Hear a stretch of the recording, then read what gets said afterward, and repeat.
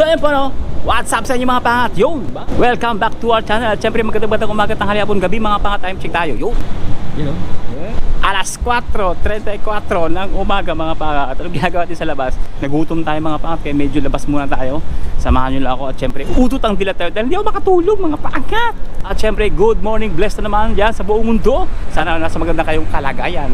At yun mga pangat, may napapansin ba kayo sa kasuot natin ngayon, you know? Medyo malaki ba? Medyo malaki-laki yung t-shirt natin ngayon mga pangat. Syempre naka-oversize tayo. Oversize mga pangat. Mga pangat, bili muna tayo ng pandesales.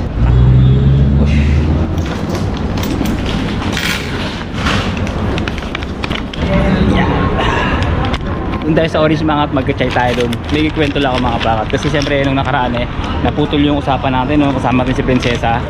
Yung regarding dun sa tanong na yung strategy natin sa pagbabudget, no, mga pangat. Oh, may mga lasing, sorry. No, may mga galing ng bar kaya medyo maingay, mapamoy alak pa mga pangat. Ang daming lasing mga pangat po. Kasi yung katabi namin dyan mga pangat, bar yan eh. Dahil tayo pa rin tao mga pangat kahit alas 4, no, madaling araw. Bye chai, bye one. Huh? Chai. One dia.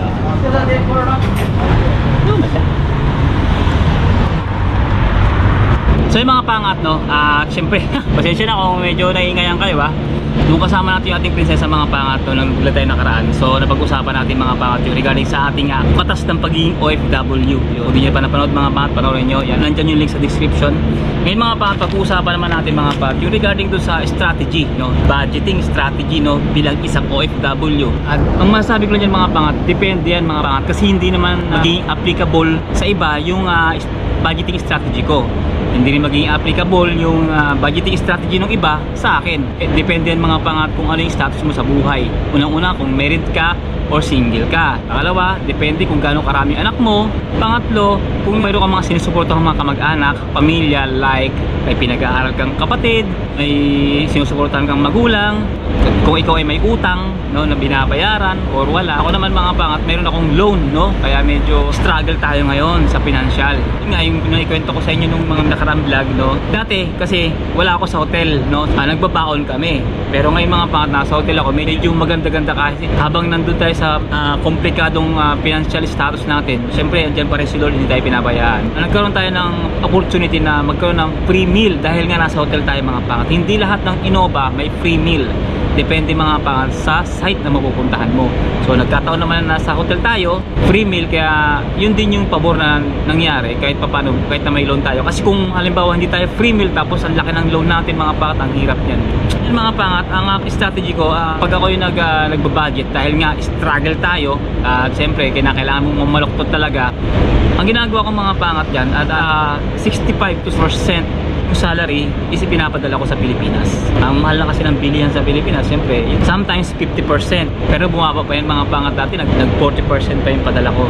So sobrang liit mga pangat. Halos kung naikwento ko nga sa unang vlog namin, ito yung magpapadala ko, parang may gera na mangyayari. Tuwing buwan-buwan yun, mga pangat, ilang taon yun. Hanggang ngayon mga pangat, ganun pa rin.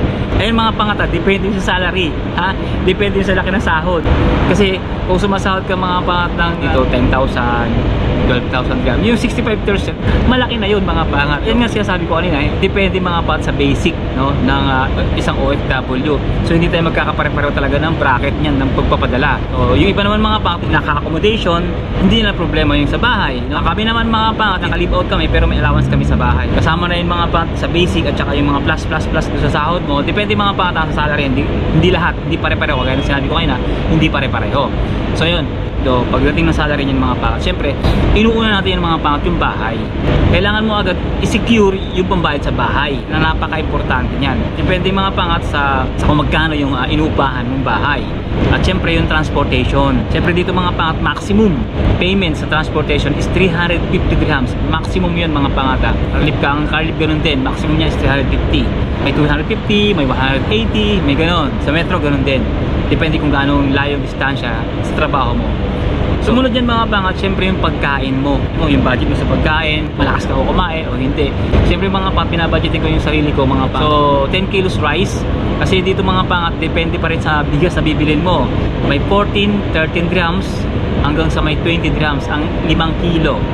Siyempre, mas mahal, mas masarap, mas mura, medyo hindi masarap. So, depende sa budget. Sunod niyan, siyempre yung tubig. Gaano ka ba kalakas mo ng tubig, at kung ilang galon yung nauubos mo sa isang buwan, babudgetin mo yung mga pangat, no? So, dito mga pangat, meron ding expensive and meron ding murang tubig, no? Mineral water na tinatawag natin. So, isa pa yun sa ano ko binabudget ko. Importante kasi yan. Hindi pwedeng wala ang ganyan mga pangat. Yung maghihingi ka na sa kwarto mo o sa kabahay mo. Hindi pwedeng ganun. Kasi lahat tayo rito nagkatrabaho. Lahat tayo rito is may kanya-kanyang responsibilidad. Pangat, kaya hindi ka pwedeng maging pabigat sa kapwa mo OFW. Kailangan hindi ka man nakakatulong sa kanila, dapat hindi ka na maging pabigat pa. Sumunod mga pangat, syempre, mga sabong panlaba, sabong panligo, yung mga personal na use na. Yun. Monthly ka naman din bumili nun, di ba? Yung mga ganun. So yun lang mga pangat yung expenses na yun na sa akin bilang ako.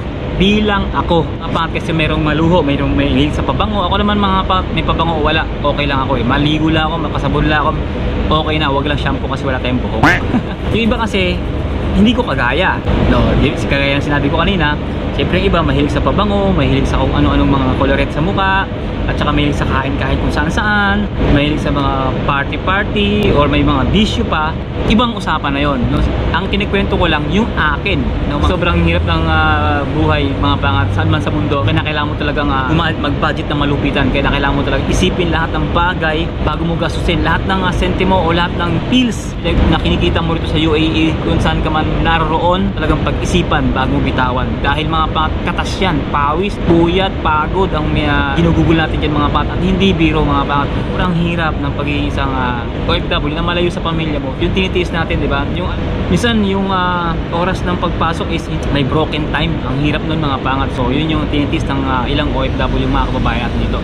At saka isa pa mga pangat, yung kagaya ng mga binabagay ko yung sale, no? Nakaraan bumili kami ng sale, kasi tumitingin kami ng sale kasi nga magpapabox, no? So pero ako mga pangat, sa totoo lang, hindi ako masyado mahilig sa mga sale, no? Lalong-lalo pag hindi importante sa buhay ko at hindi importante sa akin. Iniisip ko kasi lagi, itong iniisip ko, hindi tayo manatili dito at hindi natin bahay yung titira natin mga pangat. So kaya hindi ako nag-i-stock ng ano-anong binibili kasi walang mapaglalagyan mga pangat. Unang-una niyan, anong gagawin ko sa kanya? Diba? Lagi lang tayong uwi, trabaho, nagbabalag tayo, yan, bahay, uwi. So wala naman tayong pinagagamitan na damit kung saan tayo pupunta. Kaya ito na lang yung damit na pinang-aalis ko.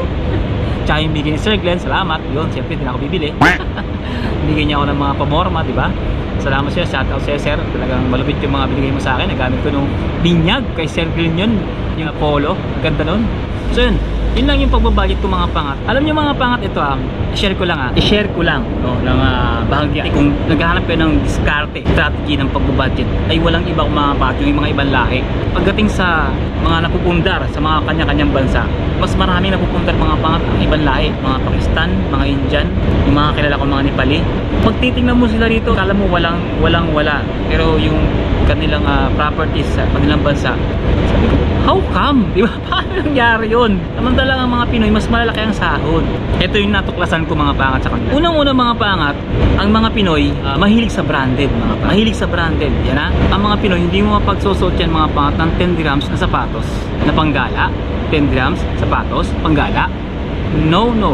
Big no mga pangat. Hindi ko naman niya lahat, pero karamihan sa mga Pilipino na nandito mga pangat is mahilig sa branded na mga sapatos. Isa yun mga pangat sa nakita ko, naobserbahan ko sa kanila. Yung mga kasama kong Nepali, Indiano, Pakistan, kung titingnan mo yung kasuotan nila mga pangat, ulo hanggang paa, hindi pa abot ang 50 dirhams. Yung lifestyle nila, yung pagiging contentment nila sa buhay. 10 gram na sapatos, yung pantalon dyan na simple lang, kaya nilang magsuot yan mga pangat. At higit sa lahat, wala silang pabango.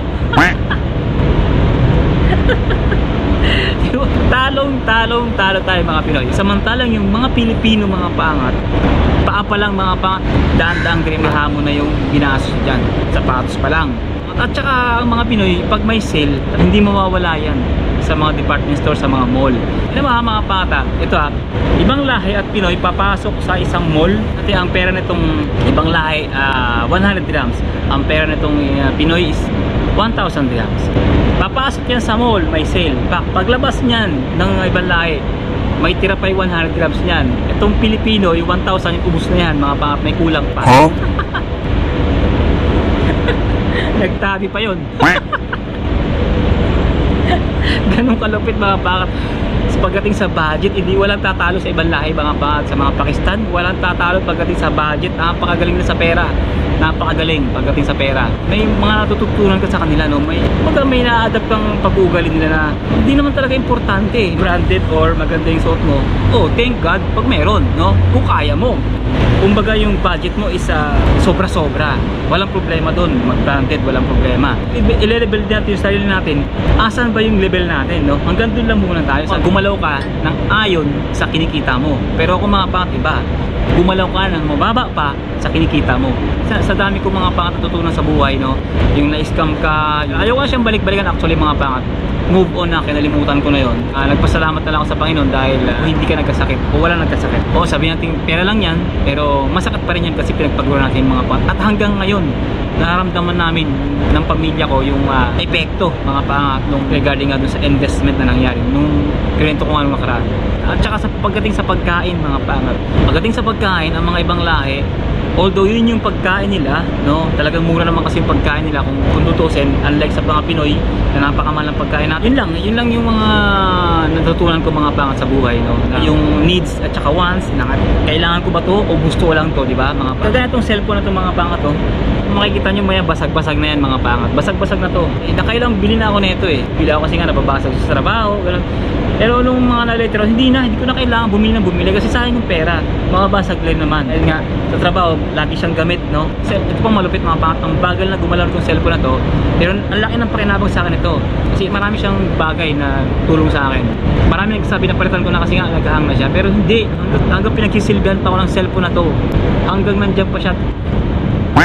Gumigising pa siya sa umaga. Pagkatsagaan ko siya. Siguro pagka meron tayong sapat na budget, pero hanggang ngayong namamaluktot tayo sa kumot, sa sinturon na kailangan nating mag-adjust, kailangan nating ikip pa yung cellphone na to. Inom mo tayo mga pak. Sarap. So mga pak, dito tayo sa Riga. Yan, bilis tayo mga pak sa pwesto natin kanina. Yun, kasi tapos tayo mag-chai-chai at saka mag-pandesal. Time check ulit tayo. Mag-alas 6 na ng umaga mga pangat. Ang saya, di ba? Vlog pa more. Puyat pa more. Lakatay. Shoutout tayo mga pangat. Ito mga pangat, shoutout natin yung pinakamalupit mga pangat. Talaga naman sumusuporta sa atin mga pangat. Nung sa Abu Dhabi tayo mga patipinunta natin sa Abu Dhabi. Yo! Pili ako pang flip top Shoutout tayo mga pangat. Siyempre shoutout natin ZZTV. Yun mga Bossing Rogen TV. Kamusta po? Long time no comment. Shoutout po. Ingat. Lagi kailan ka balik dito Abu Dhabi, Team Payaman yun. Ang bilabit Team Payaman, kamukha ka ba si Kong TV? Pero maraming salamat, syempre kung kinukompare nyo ako doon, maraming salamat, syempre. Pero mga pangat, wala pa tayo sa isang ugat ni Kong TV, grabe yan. Pero Team Pangat tayo ha. Pumunta tayo ng maganda-ganda. Yan. Sabi niya, pa-shoutout po ng Mrs. ko, Mary Grace. Kagaya nito ni Dudong mga pangat, medyo Bisayan tagko ba? Kaya sabi niya pa shoutout po ng Mrs. ko, di ba? Pag ganoon yung mga pangat yung particles, kalahay natin yan, syempre. Shoutout po sa iyo, Madam Mary Grace sa Pilipinas, syempre, sa Mrs. ni ZZTV, yun, di ba? Mary Grace Choi, yan. Sa anak ko kuya Zed, at sa 3-year-old baby namin ni Mrs. na si Zel. God bless Boss Rogen Pogi. Oh, talaga naman. Saan banda? Ang bihira ka. Masyado na akong binobola. joke lang. Di ba, ano yan mga pangat, sumusuporta talaga yung mga pangat si CCTV noon pa yan mga pangat, no? So sa Pilipinas pa yata siya, no? Hanggang sa nakarating siya ng Abu Dhabi. So hanggang ngayon pinapanood niya pa rin tayo. Siyempre nagbablog din yan mga pangat siya. Magaling siya sa music sa organ, gitara, yun. So maraming salamat. Shoutout sa iyo siyempre. Sa mga pangat, shoutout pa tayo ng isa. Shoutout natin si JS Mess. Yan, shoutout sa iyo na 301J. Sabi niya, idol, ganda ng clothing brand mo. Order ka na, maganda pala Joke lang. Pero pwede totoonin. Ang idol lang natin mga lagi ko sinasabi, walang iba kundi ang amang nasa langit. Siya lang yung dapat iduluhin nating lahat. Pag sinabi kasing idolo, nagagalingan ka, gusto mong gayahin, wala namang ibang gugustuhin natin na maging, siyempre, amang nasa langit, no? Kung gusto natin gayahin, no? Siya lang ang dapat nating ginagaya. Walang iba. Yun. Pero maraming salamat sa appreciated sa mga vlog natin, sa mga suporta nyo. Maraming salamat siyempre. Siyempre, yun din ang dalangin ko mga pangat sa ating may kapal na gamitin tayo instrumento para yung sa social media mga pangat na kumakalat ngayon sa social media na kamoting content, yung wala ng sustansya sa mga tao. Huwag na tayo magpaka-hipokrito dito mga pangat. Eh yun ang reality, no? Di lahat ng nasa social media ay may mabubuting layunin. Ang iba talaga niyan, kahit ano lang may share sa inyo, kalaswaan or mga bad words, makapagsalita lang ng hindi maganda, hindi nila iniisip na may mga kabataan sisibol at makakapanood ng vlog o video nila na walang sustansya mga pangat at walang maibigay na aral mga pangat sa buhay ng bawat isa para maging mabuting mamamayang Pilipino. Ang dinadalaan ko lang sa may kapal na gamitin ako bilang kahit papano sa pagiging content creator na magkaroon man lang ng sustansya na hindi basura or hindi basta lang kumita ng pera. Actually wala naman ako kikita dito mga pangat. Kita mo naman yung mga views ko, may kikita ba ako dyan? Wala, di ba? Pero masaya akong ginagawa to dahil yun nga, time memories ko rin habang nandito ako sa Dubai, habang malakas pa ako at balang araw syempre lahat tayo pupunta dun sa paghina. Darating sa buhay natin, na punto ng buhay natin na hihina tayo. At sa mga panahon na yun, may babalikan akong alaala. No, kahit pa paano naging parte ako ng social media at merong mga taong nakinig, na-inspire, no? Na akala ko dati na wala lang ako silbi sa mundo, pero kahit pa paano mga pangat dahil sa inyo, nagkaroon ako ng silbi sa mundong ibabaw. Kaya maraming salamat. Tuloy natin yung shoutout mga pangat. Medyo nagiging emotional. Malapit na tumulo yung ating luha. Kaya ayoko nang iyakan, gusto ko good vibes lang. Okay, tuloy natin. Dol, magkatabing building apartment lang pala tayo. Malapit na ako dito, Algorer. Ay, hindi. Pero mayroon pa siyang unang kinomit mga pangat bago yan. Ito mga pangat. Sabi niya, awalan Diyos, nakarating dito ako Dubai. Idol, shout out, 14 days pa lang ako dito, nakapasok ako sa Domino's Pizza. Visit visa lang din ako, hindi service skill po ako. Lipat ako Alriga next week. Idol, sana makita kita, idol. Wala namang imposible yan, nandito lang tayo sa paligid-ligid eh. Pwede, no? Hindi natin alam kung kailan, pero posible, no? Magkasalubong tayo dyan. Siyempre pag nakita nyo kami o nakita nyo ako, kalabit-kalabit lang or sigaw-sigaw lang, kalbo! Yo, di ba? Siyempre pag sinigaw mo ko ng ganun, ako na yun. Parang gusto ko ulit mag-chai mga pangat habang nakatambay tayo dito, no? Nakailang chai na ako, nakadalawang chai na ako Chai muna tayo. Natihan tayo. Pare, chai pare. Egg chai. Egg gram? Egg gram. Ibig sabihin ng egg 1. Pagka sa Arabic yata wahid, pero sa Hindi ek. Yan. Parang ek. Tawa siya. Thank you ba ya? Tawa siya ek. Ang kulit ko na naman, no? So yung mga pagkatapos natin mag-chai-chai, yan, syempre time check tayo mga pangat. You know, uy. 6:14 na ng maga. Habang nakaupo tayo mga pantay natin, ang dami nang pumapasok sa trabaho mga pangat. At syempre yung kalapati natin mga pangat, no? Di ba? Maaga pa mga pangat. Nabubuhay na sila ng malupit, di ba? Gahanap buhay na sila. Aga-aga mga kalapati. Katayo pa kayo mga tao. Kaya galaw-galaw mga pangat. Walang pwedeng patulog-tulog sa pansitan dyan. Kung sila nga naghahanap buhay na mga pangat ang aga-aga, di ba? Kaya kailangan tayo mga tao galaw-galaw din. Abutin natin yung mga pangarap nating malulupit, di ba? So yung mga pangat siya nga pala, dagdag ko lang, no? Ngayon nga pala mga pangat sa Dubai, pagdating sa metro train mga pangat, yung kanilang minimum pagbibili kayo mga pangat sa counter, sa cashier, no? Sa counter mga pangat, yung bilihan ng ticket, ang minimum nila mga pangat is 50 dirhams. Nag-start yan mga pangat no August 17. Pag 20 dirhams lang or 10 dirhams lang or 5 dirhams lang, doon kayo mga pangat sa kiosk or yung parang ATM machine. Pangat may mag-a-assist doon, may mga pulis na pwede mag-assist sa inyo o kaya mga staff. Yan, no? Hindi na kayo pwede bumili ng mga pangat kasi mamaya bigla kayong pumila doon. Mahaba yung pila tapos 20 dirhams lang yung bibili nyo, hindi kayo entertain, sayang yung pila nyo. So yun lang, sa mga bago pupunta dito, paalala at reminders mula kay Rogen TV. Yan, di ba? Tulog na tayo mga pangat kasi may pasok tayo mamayang gabi. Sa mga sumusuporta dyan, sa mga Rogen TV, Team Paangat forever, yo. Like forever ba? Syempre mga pangat, maraming salamat at kumabot ka sa punto ng video na ito. Don't forget to like, share, and subscribe kung bago ka pa lang. Yan mga pangat, kahit na sabihin mong luma ka pa, i-share mo na to. Siyempre mga pangat, available na yung t-shirt natin, huwag nyo kalilimutan. Kaya sa mga gusto mag-avail dyan, comment down below. At syempre mga pangat, yung Facebook page natin, yung Rogen TV Clothing, andun lahat yung mga t-shirt natin na available. Mga gusto mo order dyan, kita-kits tayo. Ako mismo magdadala para sa inyo. At syempre mga pangat, kung nasa Pilipinas kayo na gusto nyo mag-order, available din yan mga pangat sa Pilipinas. Pero kung nasa Pilipinas kayo, around Luzon, ayun mga pangat, syempre ang ganito lang to, good vibes lang, think positive. God bless you all. Sorry sa lahat ng pagsubok at syempre tagumpay sa buhay. To God be the glory. And see you in the next one. Kita-kita tayo next. Ututang dila na naman tayo next time. See you in the next one. Let's go! Magandang umaga na.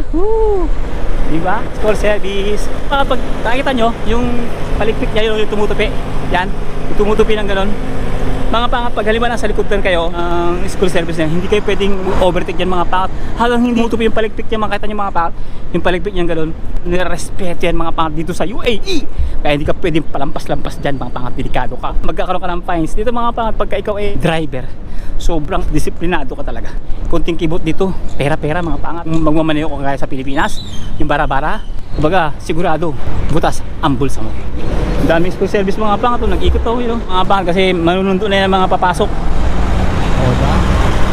Yun, mga nag-eskwela rito lahat yan, may school service mga pangat. Kaya ang mga estudyante rito, hindi mo makikita ang pakalat kung saan-saan, sa mall, sa mga public transportation. Hindi. Ang mga nakikita mo lang sa public transportation ng mga estudyante, yung mga naiwan ng bus yun. Hindi malimit. Madalag lang. Dahil mga kalapati mga pangat, manginginain na yan mga pangat. Kasi binibigyan sila ng pagkain ito mga pangat. You know? O, di ba? Binibigyan sila ng tubig at saka pagkain. Ay, yung mga yun. O, dami yun.